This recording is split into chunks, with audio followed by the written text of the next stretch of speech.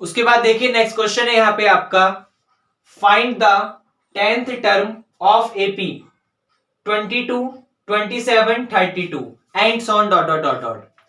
मतलब 22, 27, 32 and dot dot dot dot आपकी जो ये सीक्वेंस है, ये सीक्वेंस एपी में लिखी हुई है और आपको क्या करना है, इस सीक्वेंस की 10th टर्म को फाइंड करना है कि इसकी 10th टर्म क्या होगी। तो ध्यान से देखिएगा, सबसे पहले अगर आपको इस की 10th टर्म फाइंड करनी है तो ये पता होना चाहिए कि 10th टर्म का मतलब क्या होता है। अब रिवाइज करिए, जो आपके सामने एपी की nth टर्म होती है उसका क्या मतलब था, a plus n minus 1d, मतलब d के साथ n में एक कम करके लिख दो। वैसे ही 10th का मतलब क्या होगा, a प्लस 10 माइनस 1d, और 10 में से 1 गया तो a प्लस 9d, मतलब 10th का मतलब है a प्लस 9d। अब हमें एक तो a पता करना है और एक d पता करना है। अगर a और d हमें पता चल गया तो हम लोग क्या करेंगे, उसकी वैल्यू को यहां पुट करके अपने आंसर को फाइंड कर लेंगे। तो इस सीरीज को ध्यान से देखिए, a का मतलब है फर्स्ट टर्म, तो इस सीरीज की फर्स्ट टर्म क्या है, इस सीरीज की फर्स्ट टर्म है 22, मतलब a इज इक्वल टू आपके पास 22 आ गया। यहां पर इसके d को फाइंड करना है, तो d को करने के लिए क्या करो, 27 में से 22 माइनस कर दो, कुछ भी कर दो, या तो a2 माइनस a1 कर दो या a3 माइनस a2 कर दो, ऐसे कुछ भी कर दो। तो एक काम करो, इस a2 में से a1 को माइनस कर दो, मतलब 27 में से इस 22 को माइनस कर दो, और 27 में से 22 माइनस करोगे तो 5 आएगा। इसका मतलब a 22 है और d 5 है, तो वैल्यू आपके पास हो गई a का मतलब 22 प्लस 9 इंटू d का मतलब 5, तो ये हो गया 22 प्लस 9 5 जा 45, दोनों को प्लस करोगे तो 5 और 2 7, 4 और 2 6, मतलब 67। इसकी जो 10th टर्म होगी वो कौन सी होगी, वो 67 होगी। क्या ये आपको समझ आया? ओके, उसके बाद आपके सामने क्वेश्चन है, how many terms are there in the AP. आपके पास यहां पर एक एपी लिखी हुई है, एक अरिथमेटिक प्रोग्रेशन में एक सीक्वेंस लिखी हुई है, तो आपको बताना है कि इस सीक्वेंस के पास हाउ मेनी का मतलब होता है वो नंबर की बात कर रहा है, तो आपको यहां पर ये बताना है कि इस नंबर के पास कितनी टर्म होंगे, कितनी का मतलब वो नंबर n की बात कर रहा है, तो आपको क्या निकालना है, हाउ मेनी का मतलब नंबर और नंबर का मतलब n, आपको यहां पर फाइंड करना है। अब ध्यान से देखिए, सबसे पहले ये पता लगाइए कि इस सीरीज में आपको पता क्या क्या है, इस सीक्वेंस में आपको पता क्या क्या है। तो आपको यहां पर या तो a पता है, a का मतलब फर्स्ट टर्म, और इसकी फर्स्ट टर्म क्या है 18, आपको ये पता है। आपको यहां पर इसका d पता है, कैसे, इस 15 रेशियो 1/2 में से माइनस कर दो ये वाला 18, आपको पता चल जाएगा। तो करते हैं, 15 2 जा 30 और 30 में 1 ऐड करोगे तो आपका 31 आ जाएगा, और डिवाइडेड बाय 2, और ये माइनस का 18 डिवाइडेड बाय 1। क्या आपको ये समझ आया? अब 2 और 1 का एलसीएम लोगे तो 2 आएगा, ये तो पता है ना, पहले मल्टीप्लाई और फिर प्लस करते हैं। तो 15 2 जा 30, 30 में 1 प्लस करा तो 31/2, 18 के नीचे कुछ नहीं था तो 1 ऐड करा, 2 और 1 का एलसीएम 2 आएगा, 2 से 2 कैंसिल हो गया, 31 माइनस 2 को डिवाइड करोगे 1 से 2 आएगा, 2 की मल्टीप्लाई 18 में 36, और 31 में से 36 गया तो माइनस का 5/2। इसका मतलब आपका d, जो आपका कॉमन डिफरेंस है, वो माइनस का 5/2 आ गया। अब a ये है, d हमारे पास ये है, ये पता चल गया। अब इस सीरीज में ध्यान से देखिए, आपको देखकर लग रहा है कि ये सीरीज जो है फाइनाइट है।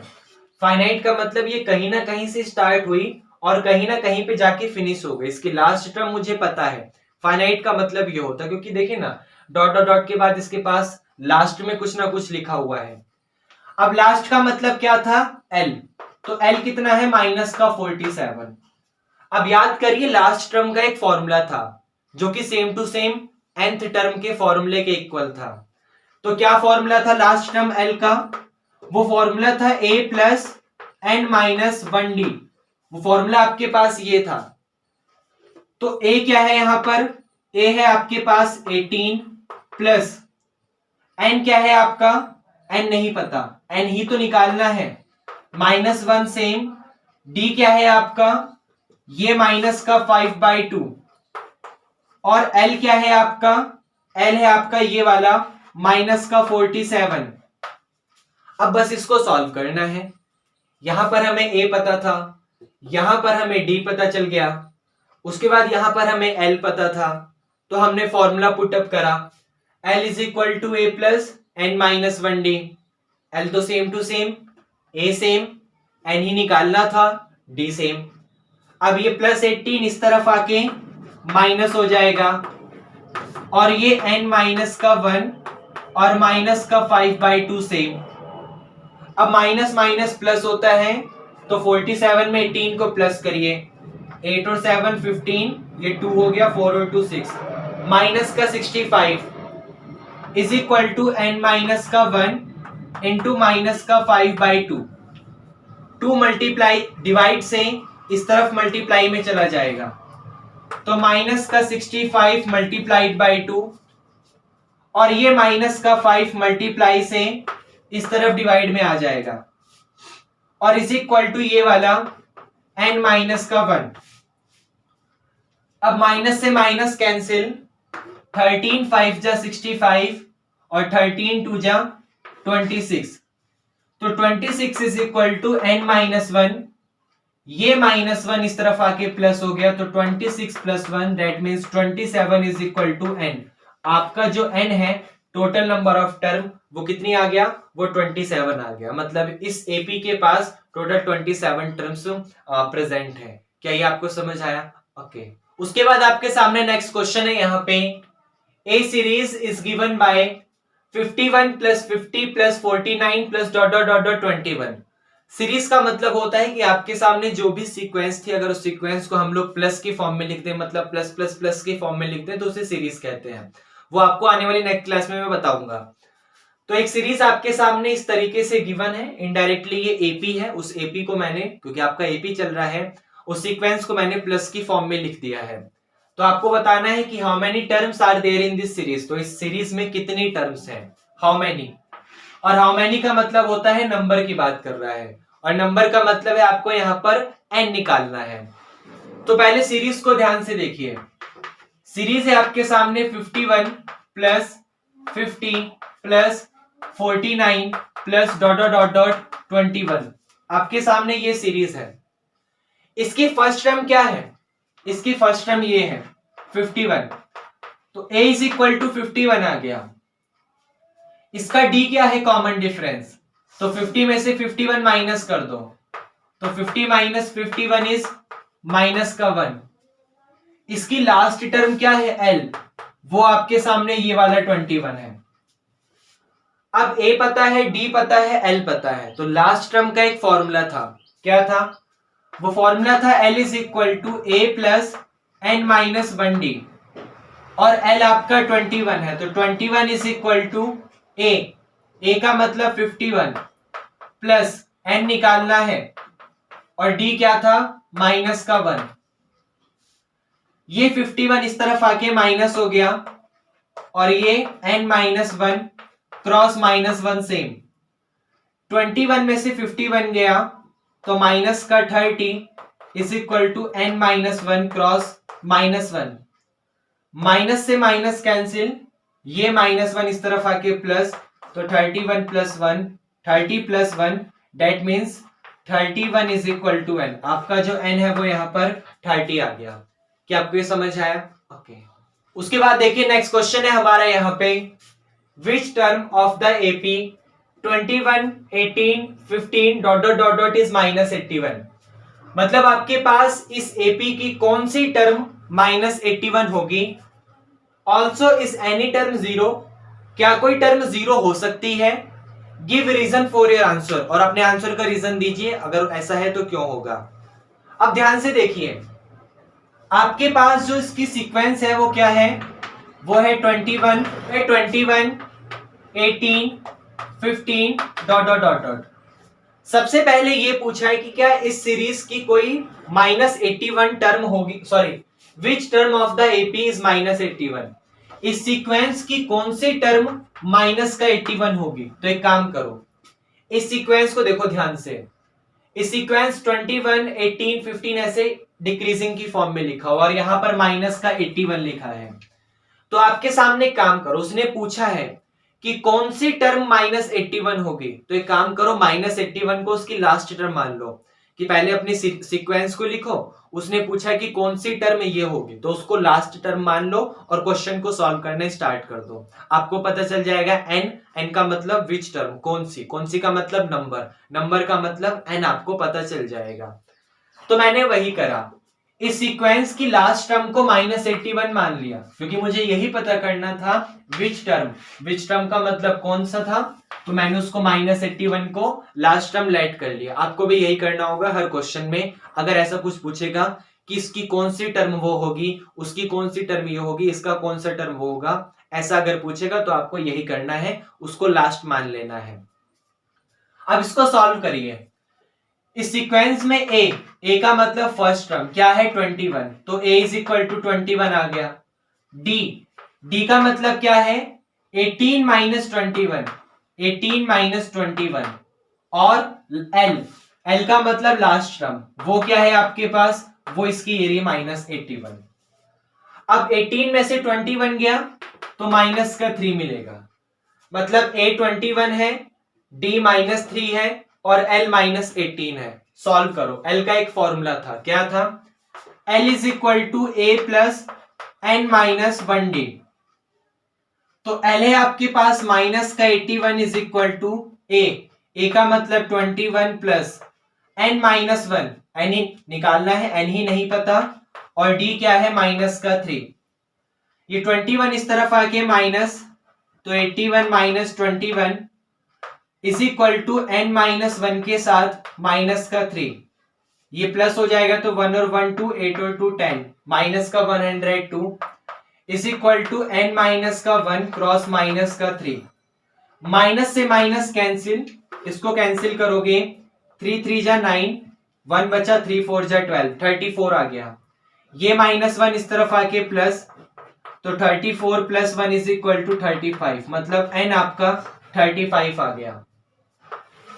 उसके बाद n आपका 35 आ चुका है। क्वेश्चन में उसके बाद पूछा है ऑल्सो इज एनी टर्म 0, क्या कोई टर्म 0 हो सकती है। तो एक काम करो, ये 21, 18, 15 डॉट डॉट डॉट डॉट को यहां पे 0 लिख लो और चेक करो कि क्या 0 हो सकता है या फिर नहीं हो सकता। तो मैंने क्या करा, 0 के ऊपर बात करनी थी कि क्या इसकी कोई टर्म 0 होगी, तो मैंने उस 0 को इसकी लास्ट में लिख दिया और फिर लास्ट टर्म l मान के सॉल्व करूंगा और अपने रिजल्ट को फाइंड करूंगा। तो ये आपका हो जाएगा, ध्यान से देखिए, इसकी फर्स्ट टर्म क्या है, इसकी फर्स्ट टर्म 21 है, तो a इज इक्वल टू 21 आ गया। यहां पर d क्या है, मतलब 18 माइनस 21, 18 माइनस 21, और यहां पर l क्या है, इसके लास्ट में 0 लिखा है, मतलब l इज इक्वल टू 0 आ गया। अब फॉर्मूला पुटअप करिए लास्ट टर्म का, l का, और वो क्या होता है, वो होता है l is equal to a plus n minus 1d। l आपके पास 0 है, 18 में से 21 गया माइनस का 3, a आपके पास 21 है, n माइनस 1 सेम, d की वैल्यू -3 सेम, प्लस 21 इस तरफ आके माइनस, n माइनस 1 के साथ -3 सेम, माइनस से माइनस कैंसिल, 3 7 जा 21, और ये -1 इस तरफ आके प्लस, तो 7 प्लस 1 इज इक्वल टू 8, मतलब इसकी 8th टर्म क्या होगी, इसकी 8th टर्म 0 हो जाएगी। और आपको रीजन देना था, give reason for your answer. आपके पास n इज इक्वल टू 8 आया। 8 एक काउंटिंग नंबर है जिसे आप काउंट कर सकते हैं, मतलब एक नेचुरल नंबर है। तो आपके पास ये रिजल्ट वेरीफाई है, मतलब ये कंडीशन सही है। अगर ऐसा क्वेश्चन आ जाता कि n इज इक्वल टू 17/2, 9/3, 9/4, ऐसा कुछ आ जाता जहां पर सॉल्व करने के बाद काउंटिंग नंबर नहीं आता, तो वहां पर आपका रिजल्ट वो कंडीशन नहीं होता। यहां पर n इज इक्वल टू 8 आया, 8 is a counting number, so it's term may be 0, 0 may be the sequence of, so its last term may be 0। क्या आपको ये समझ आया? ओके। उसके बाद आपका नेक्स्ट क्वेश्चन है, find if 100 is a term of the AP 25, 28, 31 dot dot dot और नोट। मतलब आपको ये फाइंड करना है कि क्या इस एपी का कोई टर्म 100 हो सकता है या फिर 100 नहीं हो सकता। तो आप क्या करोगे ऐसे क्वेश्चन में? वही काम फिर से सीरीज को लिखने के बाद जिस टर्म को फाइंड करना है कि वो हो सकता है या वो नहीं हो सकता, आप एक काम करो, आप उसको लास्ट टर्म एल मान लो। तो ये आपके पास कुछ ऐसा हो जाएगा, 25, 28, 31 डॉट डॉट डॉट डॉट 100 के ऊपर बात हो रही है, तो 100 को उसकी लास्ट टर्म लेट कर लो। अब अपनी क्वेश्चन को सॉल्व करने स्टार्ट करो। अगर कंडीशन आगे चल के कुछ ऐसा मिला जो आपको देखकर लगता है कि हाँ ठीक है, तो 100 हो सकता है। अगर देखकर लगता है कि नहीं ठीक है, तो 100 नहीं हो सकता। तो सॉल्व करो। पहले 100 के ऊपर बात हो रही थी, 100 हो सकता है नहीं हो सकता, मैंने उसको लास्ट टर्म सबसे लास्ट में मान लिया। अब यहां पर इसकी फर्स्ट टर्म क्या है? फर्स्ट टर्म ये है 25, मतलब a इज इक्वल टू 25 आ गया। आपके पास d क्या है? d का मतलब इसमें से ये रिड्यूस कर दो, जरूरी नहीं है, आप इसमें से ये भी रिड्यूस कर सकते हो। 31 माइनस 28, तो आपके पास वही आएगा। डी हमेशा सेम होता है हर एक टर्म के लिए। और लास्ट टर्म क्या है? लास्ट आपका 100 है। तो लास्ट पता चल गया, मतलब आप एल का फॉर्मूला यूज कर सकते हो। क्या? L is equal to a plus n minus 1d means L. L का मतलब 100 इज इक्वल टू ए का मतलब ये वाला 25 प्लस n माइनस 1 और d का मतलब 3। अब ध्यान से देखिए, ये प्लस का 25 इस तरफ आके माइनस हो जाएगा, is equal to n minus 1 multiplied by 3। 100 में से 25 रिड्यूस करो तो आपका 75 मिलेगा, is equal to n minus 1 multiplied by 3। अब 75 को 3 से कैंसिल करोगे तो 25 आएगा, और ये -1 इस तरफ आके प्लस, तो 25 प्लस 1 इज इक्वल टू 26, मतलब n इज इक्वल टू आपका 26 आ गया। 26 आपका यहाँ पर एक नेचुरल नंबर है, मतलब 26 जो है वो बिलोंग कर रहा है नेचुरल नंबर को। 26 इज ए नेचुरल नंबर, सो इसकी जो इस एपी की जो टर्म है वो 100 हो सकती है। कौन से नंबर पे होगी? वो 26 नंबर की टर्म होगी। क्या आपको ये समझ आया? ध्यान से देखिए, आपके सामने नेक्स्ट क्वेश्चन है, check whether -150 is a term of the AP 11, 8, 5 2 dot dot dot और नॉट। मतलब इस एपी का क्या -150 कोई टर्म हो सकती है या फिर नहीं हो सकता। तो आप लोग क्या करोगे? फिर से वही काम, इस एपी की लास्ट टर्म को क्या लेट कर लोगे? माइनस का 150। तो let L is equal to minus का 150 आपने लेट कर लिया, और इस एपी से बाकी टर्म आपको पता लग सकती है। जैसे इसकी फर्स्ट टर्म क्या है? A, वो आपके पास 11 है। इसका कॉमन डिफरेंस D क्या है? 8 में से 11 को माइनस कर दो, माइनस का 3, और इतने से ही क्वेश्चन को सॉल्व करो। जैसे L था, L का फॉर्मूला, लास्ट टर्म का फॉर्मूला क्या था? L is equal to A plus n minus 1d। L आपके पास माइनस का 150 है, A आपके पास 11 है, n माइनस 1 सेम है, और D आपके पास माइनस का 3 है। ये प्लस 11 इस तरफ आके माइनस हो गया, और ये n माइनस का 1 और माइनस 3 सेम। अब माइनस का 150 और 11 माइनस का 161 is equal to n minus 1 multiplied by -3। Minus से माइनस कैंसिल, 3 डिवाइड में, तो 161/3 is equal to n minus 1। ये -1 इस तरफ आके प्लस हो गया, तो 161/3 प्लस 1, सॉल्व करो एलसीएम लेके, 3 और 1 का एलसीएम 3 आएगा, 3 से 3 कैंसिल तो 161 बचा, 3 को 1 से डिवाइड करोगे 3 आएगा, 3 की मल्टीप्लाई 1 में 3, तो ये हो गया 164/3।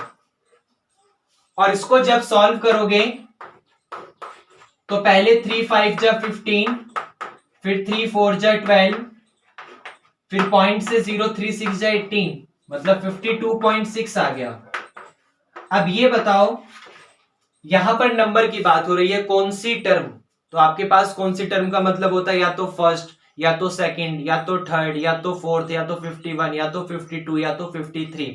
आपके पास ये टर्म नेचुरल नंबर होती हैं, लेकिन यहां पर 52.6 आ गया और वो एक नेचुरल नंबर नहीं है, तो 52.6 is not a natural number, so -150 is not a term of the AP 11 8 5 2 ...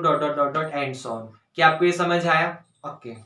उसके बाद देखिए नेक्स्ट क्वेश्चन है यहाँ पे आपका, justify whether it is true to say that, मतलब आपको ये चेक करना है, आपको जस्टिफिकेशन करना है कि क्या ये कहना सही होगा कि the following are the nth term of an AP, कि मतलब ये जो लिखे हुए हैं ये किसी एपी की nth टर्म हो, क्या ये कहना सही होगा? तो आप लोग इस क्वेश्चन में क्या करोगे, ध्यान से देखना। पहले क्वेश्चन वाले ने कहा है कि चाहे ये हो चाहे ये हो, क्या ये किसी एपी की nth टर्म हो सकती है या नहीं हो सकती? तो आप लोग एक काम करो, इस nth टर्म की हेल्प से पहले उस एपी को जनरेट कर लो। जब आपके सामने एपी आ जाएगा तो आप उसका कॉमन डिफरेंस को चेक करके ये पता लगा सकते हो कि वो एपी में होगा या फिर वो एपी में नहीं होगा। तो यहां पर मैं वही काम करूंगा, सबसे पहले मैं इस क्वेश्चन को सॉल्व करूंगा।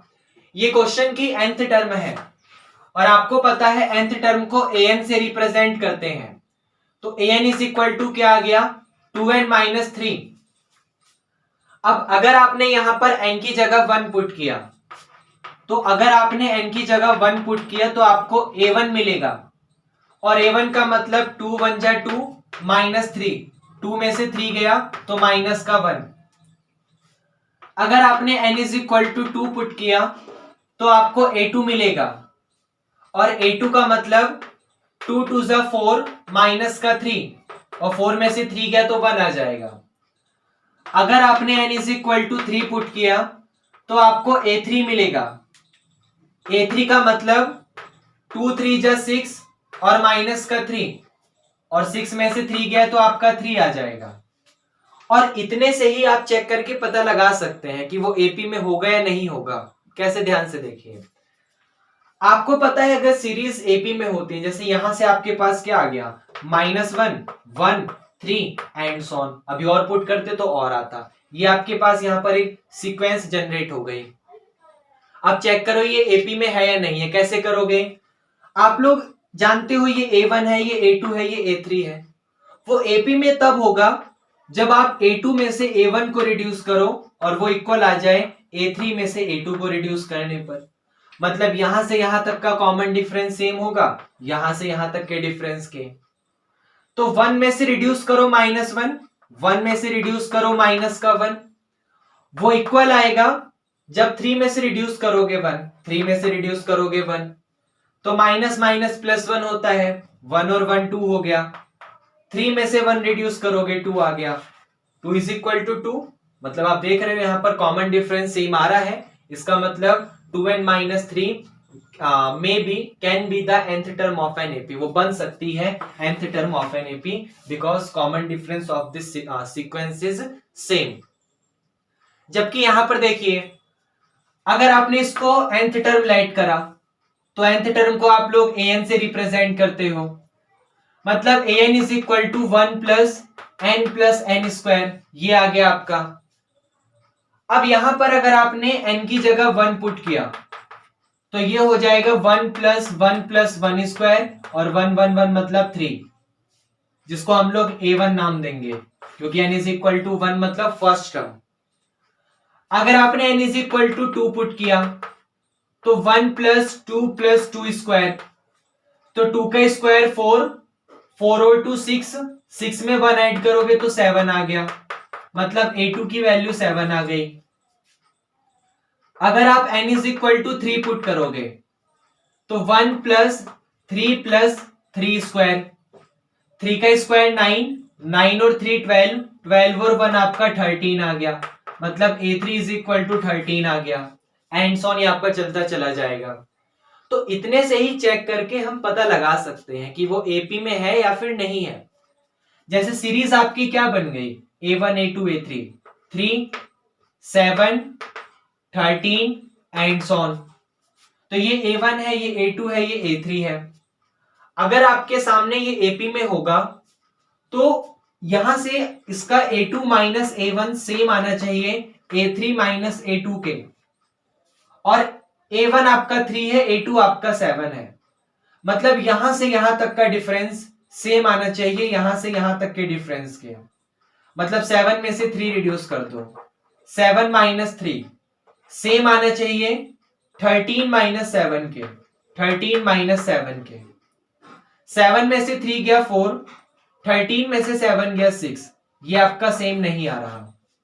Means common difference of this sequence is not same, so this nth term of an AP can not be the 1 plus n square. क्या आपको ये समझ आया? उसके बाद नेक्स्ट क्वेश्चन है यहाँ पे आपका, if the second term of an AP is 8, मतलब किसी AP की सेकेंड टर्म क्या है, 8 है, एंड फिफ्थ टर्म इज 17, और उसी की फिफ्थ टर्म 17 है, फाइंड इट्स 19th टर्म। तो बताइए उसकी 19th टर्म क्या होगी। अब ध्यान से समझिएगा, किसी AP की सेकंड टर्म, सेकंड का मतलब A2, आपको पता है 8 है, मतलब उस AP का सेकंड टर्म A2 जो है वो 8 है, एंड उसका फिफ्थ टर्म कितना है, फिफ्थ टर्म 17 है, मतलब जो A5 है वो आपका कितना है, 17 है। भाई सेकंड का मतलब A2 और फिफ्थ का मतलब A5, तो सेकंड 8 है और फिफ्थ जो है वो 17 है।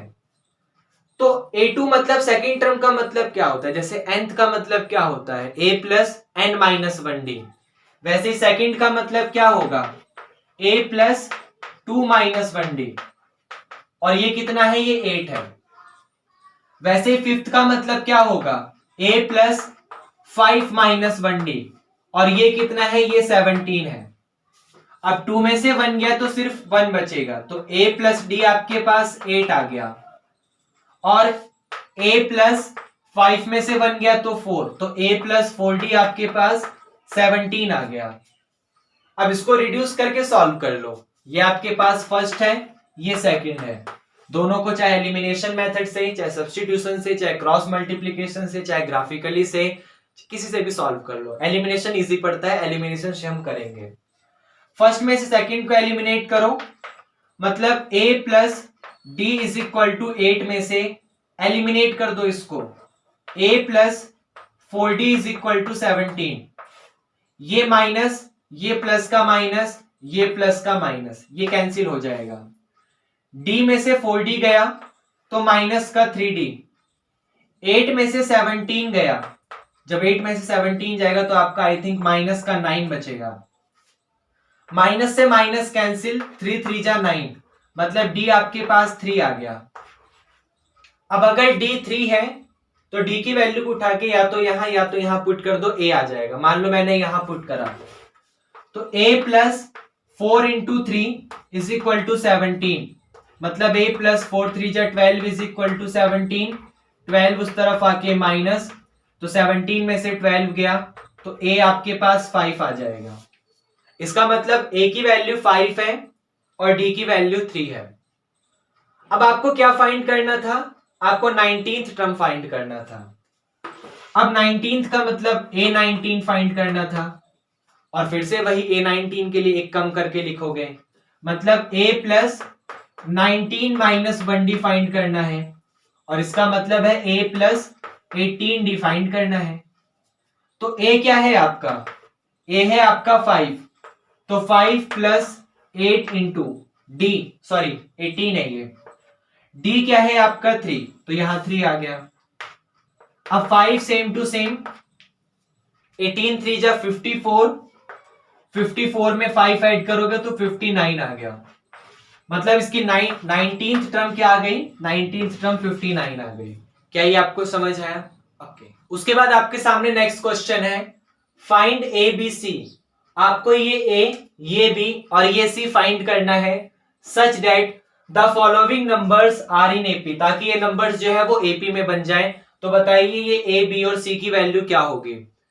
अब क्वेश्चन को ध्यान से देखिए, अगर ये नंबर आपके पास एपी में बन जाएंगे तो इसकी फर्स्ट टर्म क्या है, इसकी फर्स्ट टर्म की जगह ए लिखा हुआ है, मतलब ए की जगह ए लिखा हुआ है, कोई प्रॉब्लम नहीं, या A1 की जगह A लिखा हुआ है, अभी नाम दे देते हैं, बाद में ये सब करेंगे। तो फर्स्ट टर्म A1 की जगह A है, सेकंड टर्म A2 की जगह क्या लिखा हुआ है, A2 की जगह 7 लिखा है, थर्ड टर्म A3 की जगह क्या लिखा है, A3 की जगह B लिखा है, फोर्थ टर्म A4 की जगह 23 लिखा हुआ है, और फिफ्थ टर्म A5 की जगह C लिखा हुआ है। ये आपके पास आ गया। अब ध्यान से देखिए, A2 आपको पता है 7 और A4 आपको पता है 23, तो A2 का मतलब सेकंड टर्म, और सेकंड के लिए एक कम करके मतलब A प्लस डी, आपके पास 7 आ गया, और A4 23 है, A4 का मतलब एक कम करके, तो आपके पास A प्लस 3D, वो यहां पर 23 आ गया। अब A प्लस डी 7 है, A4 की वजह से A प्लस 3D 23 है, इसको सॉल्व करना है। तो साइन चेंज होगा, एलिमिनेशन मेथड से करूंगा, तो ये माइनस ये माइनस ये माइनस ये कैंसिल, डी में से 3D गया तो माइनस का 2D, 7 में से 23 गया, 23 में से 7 जाएगा तो माइनस का 16 बचेगा, माइनस से माइनस कैंसिल, 2 8 जा 16, मतलब डी आपके पास 8 आ गया। अब अगर डी 8 आ चुका है तो आप उठा के या तो यहां पुट कर दीजिए, आपका ए आ जाएगा। मान लीजिए मैंने इसमें पुट किया, a plus d is equal to 7 है, मैंने क्या करा, d की जगह 8 पुट किया, तो a plus 8 is equal to 7, 8 उस तरफ जाके माइनस, तो 7 में से 8 गया तो -1 आ गया, मतलब a की वैल्यू -1 आ गई। अब a -1 है, d to 8 है, मैंने क्या करा, आपके पास ये AP का सीक्वेंस दिया हुआ था, इसकी फर्स्ट टर्म की जगह a लिखा है तो A1 की जगह a, सेकंड की जगह 7 है तो A2 की जगह 7, थर्ड की जगह B है तो A3 की जगह B, फोर्थ की जगह 23 है तो A4 23, फिफ्थ की जगह C है तो A5 आपका C। अब यहां पर इसका और इसका यूज करके मैंने A और D फाइंड करा, कैसे, A2 का मतलब A प्लस डी होता है और वो 7 है, A4 का मतलब A प्लस 3D, एक कम करके वो 23 है, दोनों को एलिमिनेट से सॉल्व करा, D और A की वैल्यू फाइंड करी, तो A आपका -1 आ गया, मतलब ये A1 आपका क्या आ गया A, और A की वैल्यू क्या है -1, वो फर्स्ट टर्म आ गया। A3 का मतलब B लिखा हुआ है, और अगर आप A3 को सॉल्व करेंगे तो एक कम करके A3 को लिख सकते हो A प्लस 2D। अब A क्या है, A -1 है, और D क्या है, D 8 है, तो 2 8 जा 16, और 16 में से 1 गया तो B आपका 15 आ गया। अब इसको देखिए, A5 is equal to C को, आपका A5 is equal to C लिखा हुआ है, तो A5 को एक कम करके लिखोगे तो A प्लस 4D आ जाएगा।